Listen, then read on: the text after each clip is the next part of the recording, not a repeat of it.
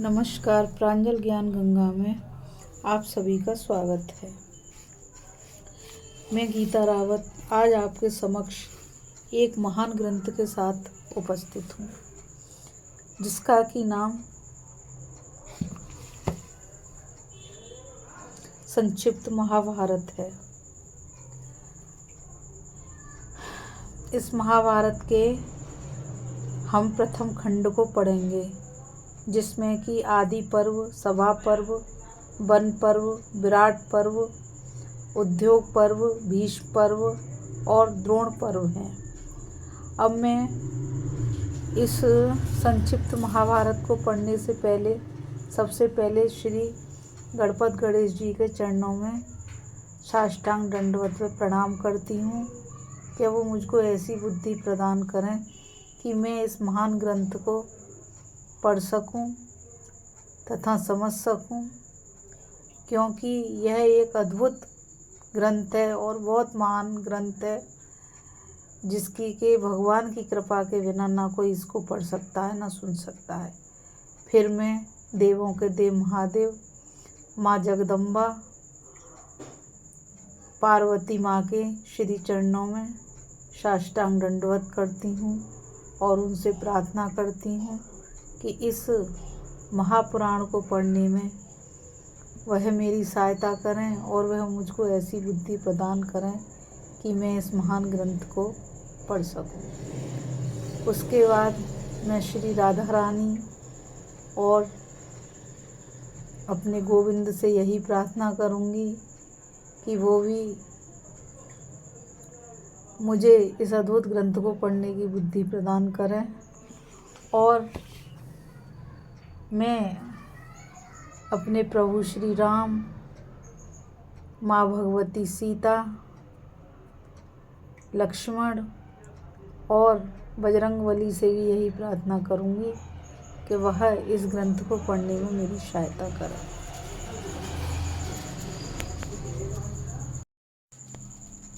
अब मैं इस ग्रंथ को जिन्होंने लिखा है श्री वेद व्यास जी, उनके चरणों में हाथ जोड़कर भक्ति सहित साष्टांग दंडवत करती हूँ और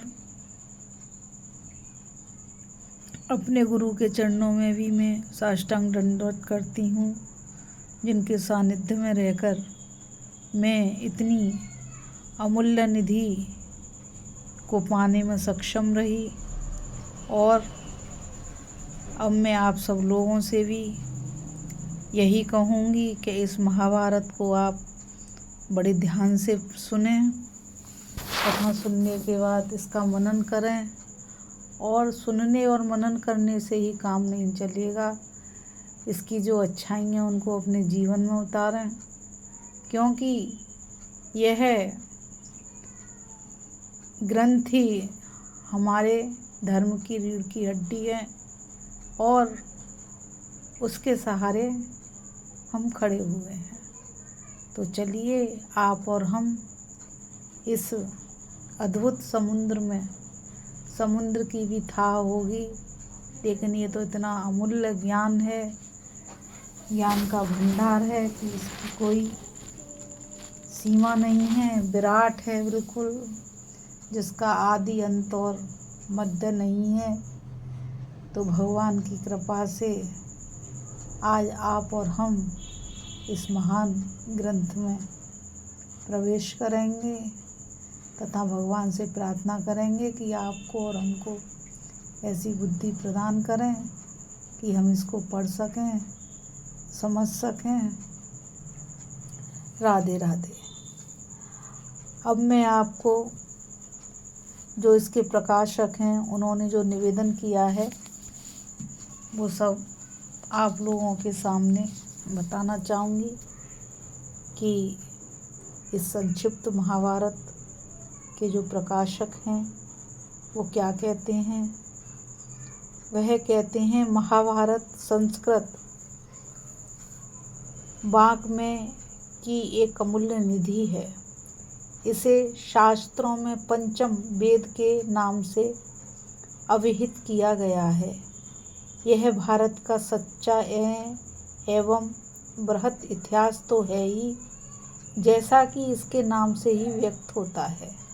साथ ही इसमें धर्म, ज्ञान, वैराग्य, भक्ति, योग, नीति, सदाचार, अध्यात्म आदि सभी विषयों का अत्यंत विशद एवं सारगर्भित विवेचन किया गया है।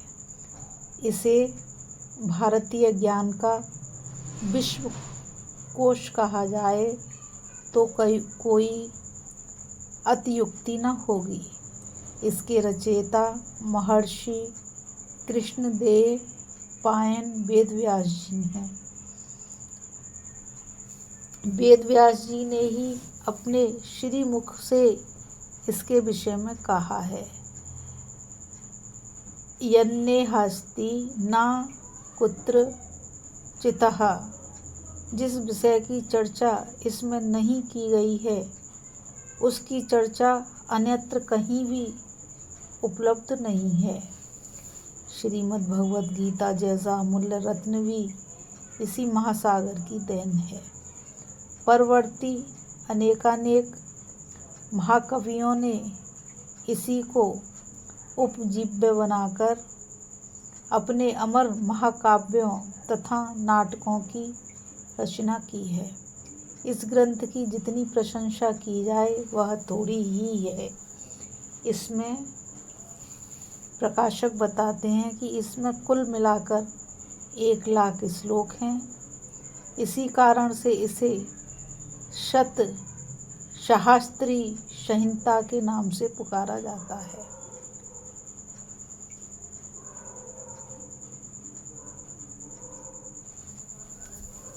सन 1943 में कल्याण के 17वें विशेषांक संक्षिप्त महाभारतांक के रूप में तथा आगे के 11 साधारण अंकों में इसका संक्षिप्त हिंदी अनुवाद छपा था, जिसे लोगों ने बहुत पसंद किया था।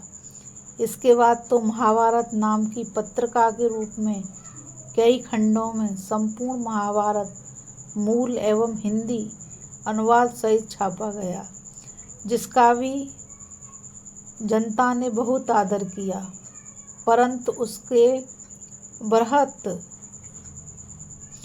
कलेवर एवं मूल्य की अधिकता के कारण वह सर्वसाधारण के लिए सुलभ नहीं रहा। इसलिए संक्षिप्त महाभारत को दोबारा छापने के लिए जनता की मांग बराबर बनी रही, परंतु कई कारणों से हम लोग उसे पूरा नहीं कर पा रहे थे। भगवान श्री कृष्ण की अहेतु की कृपा से उसका सुयोग लग गया। तदनुसार इसे 2 खंडों में प्रकाशित किया गया है। प्रकाशक बताते हैं, उपलब्ध संस्करण के विषय में भी पाठकों की यह निरंतर मांग बनी रही कि सभी आयु वर्ग के लोगों को पढ़ने हेतु इसके टाइप के आकारों को और बड़ा किया जाए।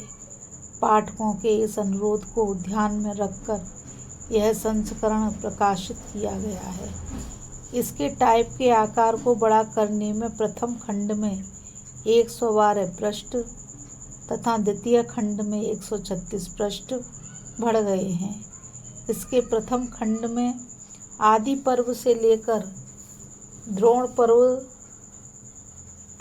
तक का संकलन है। शेष पर्व द्वितीय खंड में संग्रहित किए गए हैं। प्रकाशक अभी आप जो प्रकाशक हैं इस संक्षिप्त महाभारत के, वह बता रहे थे कि कैसे लोगों के आग्रह पे हमने इसको भगवान की कृपा से छापा और इसके जो अक्षर हैं वह भी लोगों के कहने पर बड़े किए। अब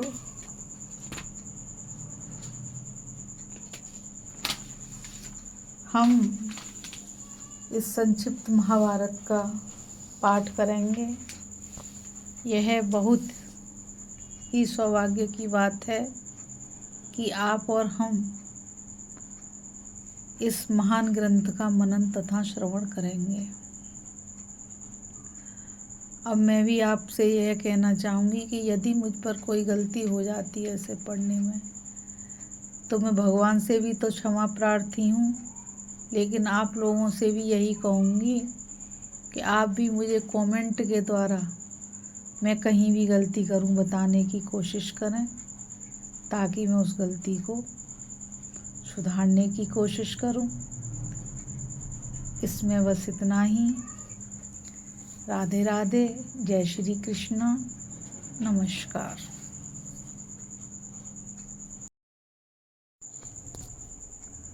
श्री गणेशाय नमः। त्वमेव माता च पिता त्वमेव, त्वमेव बंधु च सखा त्वमेव, त्वमेव विद्याधरणं त्वमेव, त्वमेव सर्वं मम देव। वक्रतुंड महाकाय सूर्यकोटि समप्रभा, निर्विघ्नं कुरु मे देव सर्वकार्येषु सर्वदा। आज हम महाभारत का पाठ शुरू करने जा रहे हैं। आदि पर्व है, तो चलिए संक्षिप्त महाभारत का पाठ शुरू करते हैं। नारायणं नमस्कृत्य नरं चैव नरोत्तमं देवी सरस्वतीं व्यासं ततो जयमुदीरयेत्। अंतर्यामी नारायण स्वरूप भगवान श्री कृष्ण, उनके सखा नर रत्न अर्जुन, उनकी लीला प्रकट करने वाली भगवती सरस्वती और उसके वक्ता भगवान व्यास को नमस्कार करके आसुरी संपत्तियों का नाश करके अंतःकरण पर विजय प्राप्त कराने वाले महाभारत ग्रंथ का पाठ करना चाहिए। ओम नमो भगवते वासुदेवाय, ओम नमः पितामहाय, ओम नमः प्रजापतिभ्ये, ओम नमः श्री कृष्ण देवपायनाय, ओम नमः सर्व विघ्न विनायकेभ्यम। लोमहर्षण के पुत्र उग्रश्रवा सूत वंश के श्रेष्ठ पौराणिक थे। एक बार जब नैमिषारण्य क्षेत्र में कुलपति शौनक 12,000 वर्ष का सत्संग सत्र कर रहे थे, तब उग्रश्रवा बड़ी विनय के साथ सुख से बैठे हुए व्रतनिष्ठ ब्रह्मर्षियों के पास आए। जब नैमिषारण्यवासी तपस्वी ऋषियों ने देखा कि उग्रश्रवा हमारे आश्रम में आ गए हैं, तब उनसे चित्र विचित्र कथा सुनने के लिए उन लोगों ने उन्हें घेर लिया। उग्रश्रवा ने हाथ जोड़कर सबको प्रणाम किया और सत्कार पाकर उनकी तपस्या के संबंध में कुशल प्रश्न किए। सब ऋषि मुनि अपने अपने आसन पर विराजमान हो गए और उनके आज्ञानुसार वे भी अपने आसन पर बैठ गए। जब वे सुखपूर्वक बैठकर विश्राम कर चुके, तब किसी ऋषि ने कथा का प्रसंग प्रस्तुत करने के लिए उनसे प्रश्न किया। यह प्रश्न किया, सूतनंदन, आप कहाँ से आ रहे हैं? आपने अब तक का समय कहाँ व्यतीत किया है? उग्रश्रवा ने कहा, मैं परीक्षित नंदन राजर्षि जन्मेजय के सर्प सत्र में गया हुआ था। वहाँ श्री वैष्णव पायन जी के मुख से मैंने भगवान श्री कृष्ण देवपायन के द्वारा निर्मित महाभारत ग्रंथ की अनेकों पवित्र और विचित्र कथाएं सुनी।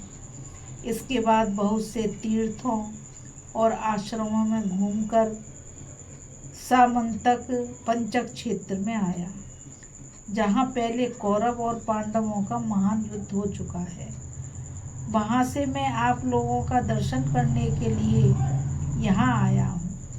आप सभी चिरायु और ब्रह्मनिष्ठ हैं। आपका ब्रह्म तेज सूर्य और अग्नि के समान है।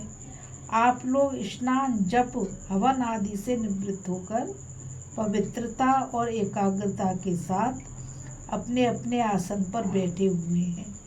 अब कृपा करके बतलाइए कि मैं आप लोगों को कौन सी कथा सुनाऊं। ऋषियों ने कहा, सूत नंदन, परमर्षि श्री कृष्ण देवपायन ने जिस ग्रंथ का निर्माण किया है और ब्रह्म ऋषियों ने तथा देवताओं ने जिसका सत्कार किया है, जिसमें विचित्र पदों से परिपूर्ण पर्व है, जो सूक्ष्म अर्थ और न्याय से भरा हुआ है, जो पद पद पर वेदार्थ से विभूषित और आख्यानों में श्रेष्ठ है, जिसमें भरत वंश का संपूर्ण इतिहास है, जो सर्वथा शास्त्र सम्मत है और जिसे श्री कृष्ण देवपायन की आज्ञा से वैशंपायन जी ने राजा जन्मेजय को सुनाया है। भगवान व्यास की वही पुण्यमयी पाप नाशनी और वेदमयी संहिता हम लोग सुनना चाहते हैं। उग्र श्रवा ने कहा, भगवान श्री कृष्ण ही सबके आदि हैं। वे अंतर्यामी, सर्वेश्वर, समस्त यज्ञों के भोक्ता, सबके द्वारा प्रशंसित परम सत्य ओमकार स्वरूप ब्रह्म हैं। वे ही सनातन व्यक्त एवं अव्यक्त स्वरूप हैं। वे असत भी हैं और सत भी हैं। वे सत असत दोनों हैं और दोनों से परे हैं। वे ही विराट विश्व भी हैं। उन्होंने ही स्थूल और सूक्ष्म दोनों की सृष्टि की है। वे ही सबके जीवन दाता, सर्वश्रेष्ठ और अविनाशी हैं। वे ही मंगलकारी, मंगल स्वरूप, सर्वव्यापक, सबके वांछनीय, निष्पाप और परम पवित्र हैं। उन्हीं चराचर गुरु नैन मनोहारी हर्षकेश को नमस्कार करके सर्वलोक पूजित अद्भुत कर्मा भगवान व्यास की पवित्र रचना महाभारत का वर्णन करता हूँ। पृथ्वी में अनेकों प्रतिभाशाली विद्वानों ने इस इतिहास का पहले वर्णन किया है, अब करते हैं और आगे भी करेंगे। यह परम ज्ञान स्वरूप ग्रंथ तीनों लोकों में प्रतिष्ठित है। कोई संक्षेप से तो कोई विस्तार से इसे धारण करते हैं। इसकी शब्दावली शुभ है। इसमें अनेकों छंद हैं और देवता तथा मनुष्यों की मर्यादा का इसमें स्पष्ट वर्णन है। जिस समय यह जगत ज्ञान और प्रकाश से शून्य तथा अंधकार से परिपूर्ण था, उस समय एक बहुत बड़ा अंडा उत्पन्न हुआ था और वही समस्त प्रजा की उत्पत्ति का कारण बना। वह बड़ा ही दिव्य और ज्योतिर्मय था। श्रुति उसमें सत्य सनातन ज्योतिर्मय ब्रह्मों का वर्णन करती है। वह ब्रह्म अलौकिक, अचैतन्य, सर्वत्र सम, अव्यक्त, कारण स्वरूप तथा सत और असत दोनों है। उसी अंडे से लोक पिता में प्रजापति ब्रह्मा जी प्रकट हुए। तदंतर 10 प्रचेता दक्ष, उनके 7 पुत्र, 7 ऋषि और 14 मनु उत्पन्न हुए। विश्वदेवा, आदित्य, वसु, अश्वनी कुमार, यक्ष, श्राद्ध, पिशाच, गुहाक, पितर, महर्षि, राजर्षि, जल, धुलोक, पृथ्वी, वायु, आकाश, दिशाएं, संवत्सर, ऋतु, मास, पक्ष, दिन, रात तथा जगत में और जितनी भी वस्तु हैं, सब उसी अंडे से उत्पन्न हुई। यह संपूर्ण चराचर जगत प्रलय के समय जिससे उत्पन्न होता है, उसी परमात्मा में लीन हो जाता है। ठीक वैसे ही जैसे ऋतु आने पर उसके अनेकों लक्षण प्रकट हो जाते हैं और बदलने पर लुप्त हो जाते हैं, इस प्रकार यह काल चक्र जिससे सभी पदार्थों की सृष्टि और संहार होता है, अनादि और अनंत रूप से सर्वदा चलता रहता है। संक्षेप में देवताओं की संख्या 33,133 36,333 है। विवस्वानम के 12 पुत्र हैं। दिवह पुत्र बृहद्भानु, चक्षु, आत्मा, विभावसु, सविता, ऋचिक, अर्क, भानु, आशावह, रवि और मनु। मनु के 2 पुत्र हुए, देवभ्राट और सुभ्राट। सुभ्राट के 3 पुत्र हुए, दश ज्योति, शतज्योति और सहस्त्र ज्योति। ये तीनों ही प्रजावान और विद्वान थे। 10 ज्योति के 10,000, शतज्योति के 1,00,000 और सहस्त्र ज्योति के 10,00,000 पुत्र उत्पन्न हुए। इन्हीं से कुरु, यदु, भरत, अयाति और इक्ष्वाकु आदि राजर्षियों के वंश चले। बहुत से वंशों और प्राणियों की सृष्टि की यही परंपरा है। भगवान व्यास समस्त लोक, भूत, भविष्य, वर्तमान के रहस्य, कर्म, उपासना, ज्ञान रूप वेद, अभ्यास युक्त धर्म, योग, अर्थ और काम, सारे शास्त्र तथा लोक व्यवहार को पूर्ण रूप से जानते हैं। उन्होंने इस ग्रंथ में व्याख्या के साथ संपूर्ण इतिहास और सारी श्रुतियों का तात्पर्य कह दिया है। भगवान व्यास ने इस महान ज्ञान का कहीं विस्तार से और कहीं संक्षेप से वर्णन किया है, क्योंकि विद्वान लोग ज्ञान को भिन्न भिन्न प्रकार से प्रकाशित करते हैं। उन्होंने तपस्या और ब्रह्मचर्य की शक्ति से वेदों का विभाजन करके इस ग्रंथ का निर्माण किया और सोचा कि इसे शिष्यों को किस प्रकार पढ़ाऊं। भगवान व्यास का यह विचार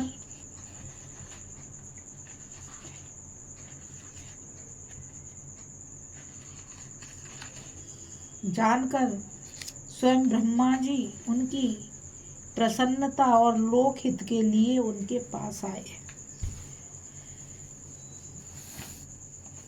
भगवान वेद व्यास उन्हें देखकर बहुत ही विस्मित हुए और मुनियों के साथ उठकर उन्होंने हाथ जोड़कर प्रणाम किया तथा आसन पर बिठाया।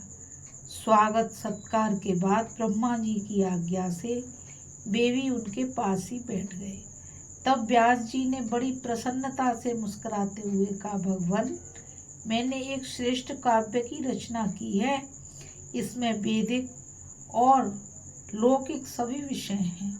इसमें वेदांग सहित उपनिषद, वेदों का क्रिया विस्तार, इतिहास, पुराण, भूत भविष्यत और वर्तमान के वृतांत, बुढ़ापा, मृत्यु, भय, व्याधि आदि के भाव अभाव का निर्णय, आश्रम और वर्णों का, धर्म पुराणों का सार, तपस्या, ब्रह्मचर्य, पृथ्वी, चंद्र, सूर्य, ग्रह, नक्षत्र, तारा और युगों का वर्णन, उनका परिमाण, ऋग्वेद, यजुर्वेद, सामवेद, अर्थवेद, अध्यात्म, न्याय, शिक्षा, चिकित्सा, दान, पाशुपत धर्म, देवता और मनुष्यों की उत्पत्ति, पवित्र तीर्थ, पवित्र देश, नदी, पर्वत, वन, समुद्र, पूर्व कल्प, दिव्य नगर, युद्ध कौशल, विविध भाषा, विविध जाति, लोक व्यवहार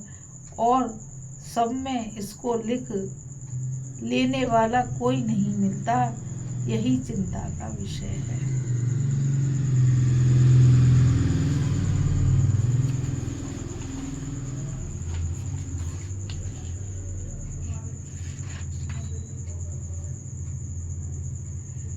तो आज इस कथा में बस इतना ही, क्योंकि वेद व्यास जी ने इस ग्रंथ की रचना कर ली है और वह चिंतित हैं कि इसको लिखेगा कौन। इतना बड़ा और महान ग्रंथ है, तो उनकी मतलब इस चिंता को देखकर स्वयं ब्रह्मा जी आए हैं और वेद व्यास जी ने ब्रह्मा जी को अपनी सारी चिंता बताई है। तो कल इस पाठ में देखेंगे कि ब्रह्मा जी श्री वेद व्यास जी को क्या बताते हैं। आज की कथा में बस इतना ही। मुझे आज्ञा दीजिए, कल फिर इस महान ग्रंथ में एक नई कथा के साथ मिलेंगे। तब तक के लिए राधे राधे, जय श्री कृष्ण, नमस्कार। अब मैं आप सभी से यही कहूँगी कि आप सभी पहली बात तो इस कथा को ध्यान से पढ़ें तथा फिर इसका मनन करें, क्योंकि यह अमूल्य ज्ञान थोड़ा चिंतन करने पर ही समझ में आएगा।